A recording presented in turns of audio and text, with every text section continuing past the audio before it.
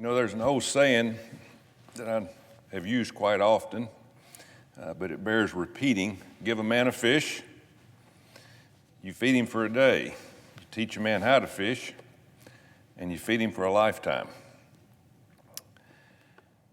It's a simple yet insightful concept.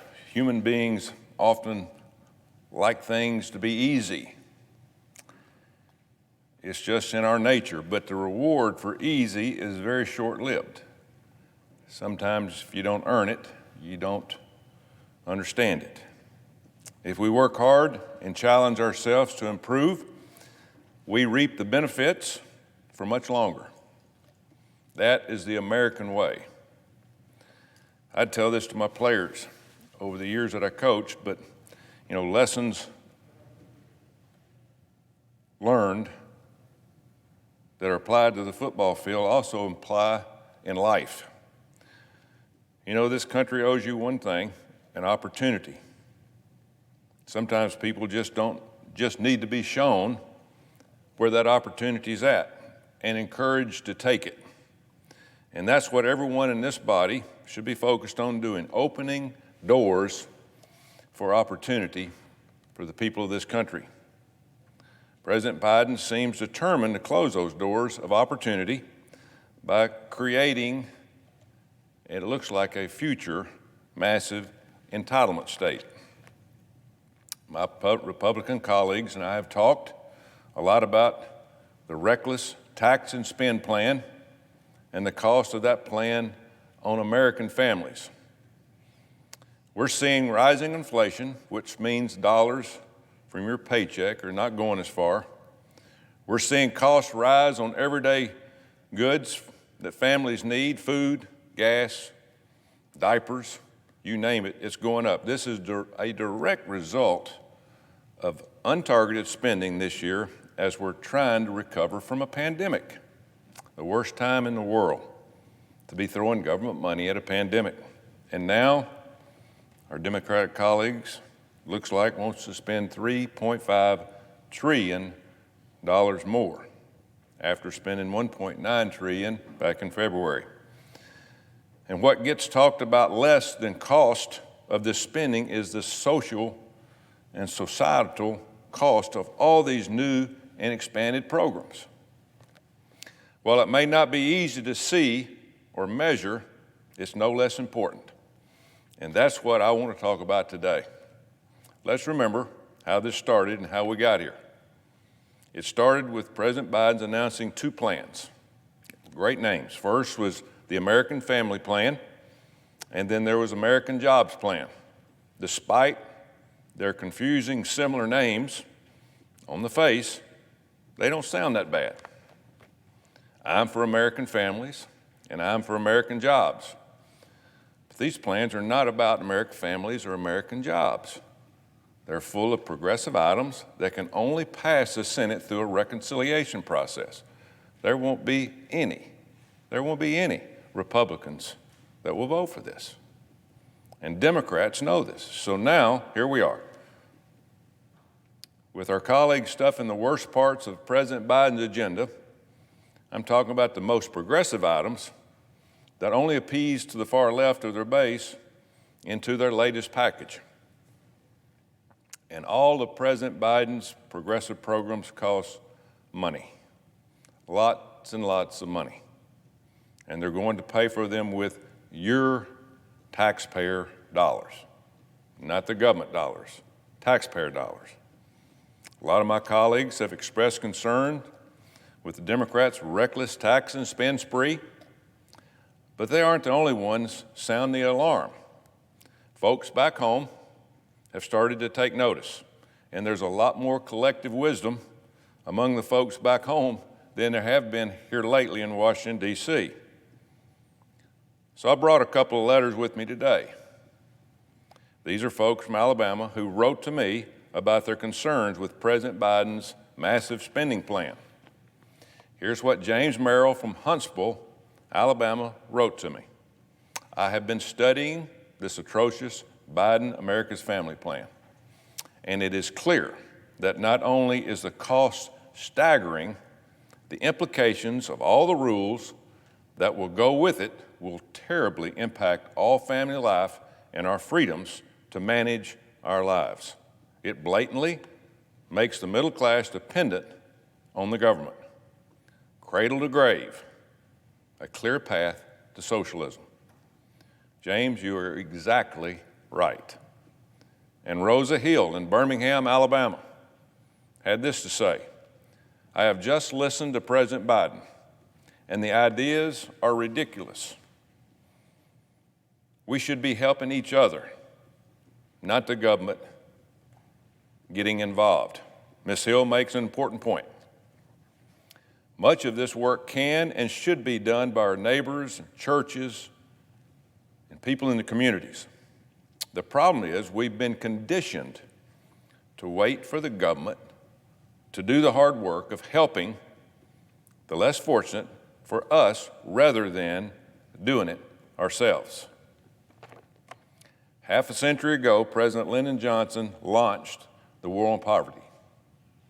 He and leading liberals at the time thought the answer to poverty was to dramatically increase the benefits the federal government would give out to the poor. Well, the war on poverty didn't work like its backers thought it would. The following decade was filled with economic stagnation, high inflation, gas lines, spikes in drug addiction, and horrifying rise in crimes across our country. Sounds familiar, doesn't it? Just like what's happening today. Folks, the definition of insanity is trying the same thing over and over again, expecting a different result. We've already tried this. President Biden is determined to try the same worn-out policies today, throwing trillions and trillions of taxpayer money at the problem and hoping the problem goes away. It has been and still is the wrong solution. President Biden's reckless spending spree won't help struggling American families. It will trap them in the endless cycle of dependence on big government and taxpayer money.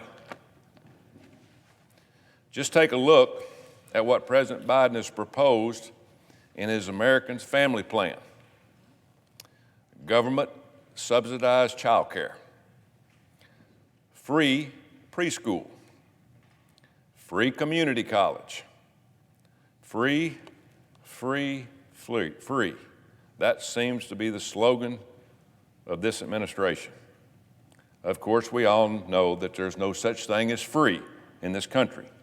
I've talked before about the fact that President Biden has proposed 30, you heard me right, 30 new taxes that the Democrats can choose from to pay for these free programs in their next spending package. 30 new taxes during the pandemic. According to one analysis by the Hoover Institution, President Biden's American Families Plan would add 21 million Americans to the federal government's list of beneficiaries. 21 million more people living off the government. Now, there are certainly people out there who need help. We all know that. But this plan opens the floodgates to taxpayers-funded benefits instead of concentrating on those that mostly need it. Under President Biden's plan, your family could make up to $200,000 and still qualify for federal health care. $200,000.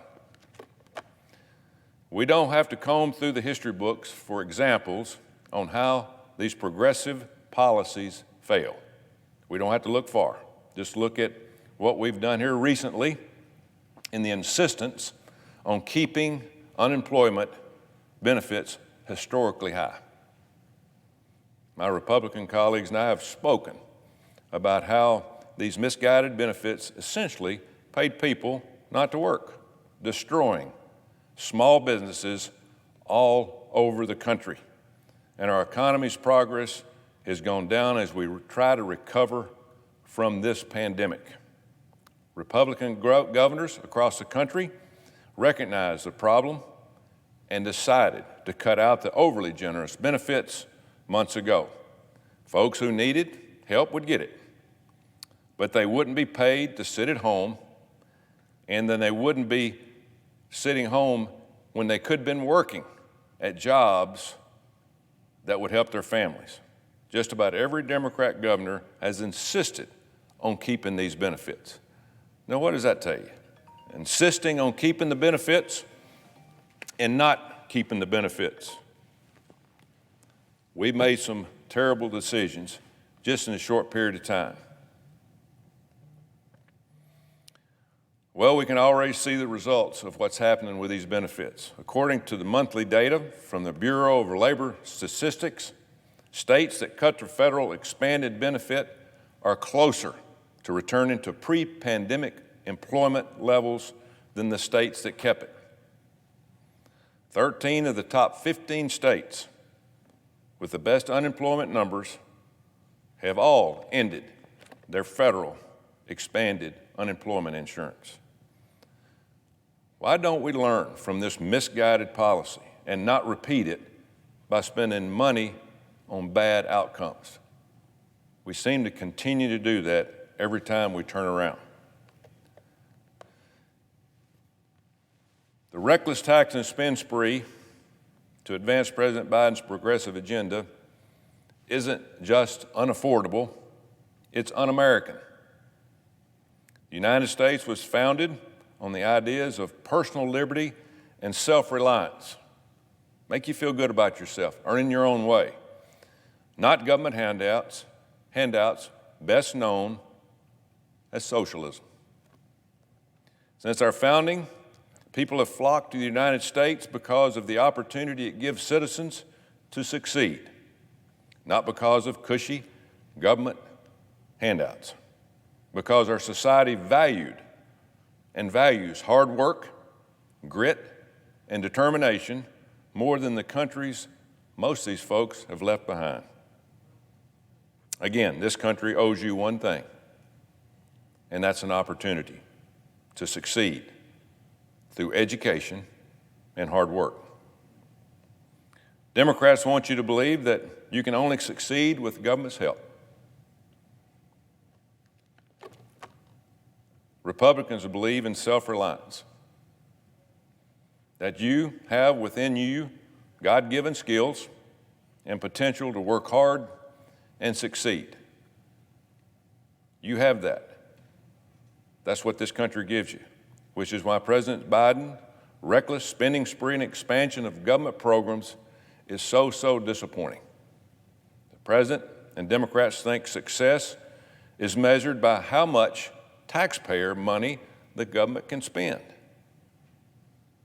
But real success is measured by how many people no longer need the help in the first place. Our efforts need to empower people to be free to live and work to build a better life for themselves and their families. The most successful anti-poverty program should eventually put itself out of business. So I say enough. Enough of continuously growing the federal government. Enough of the reckless taxpayer-funded spending sprees. Enough of trapping people in a cycle of dependence. Because a culture of dependency is a culture in decline. I say we work together to encourage people to seize the many opportunities in our country and have them wait around hoping the government will fix every problem life throws their way. We can't do that. It's long past time we get back to teaching folks to fish. Learn to fish themselves, to be self-reliant. That's a culture of hard work and resilience. That's a culture of the United States of America.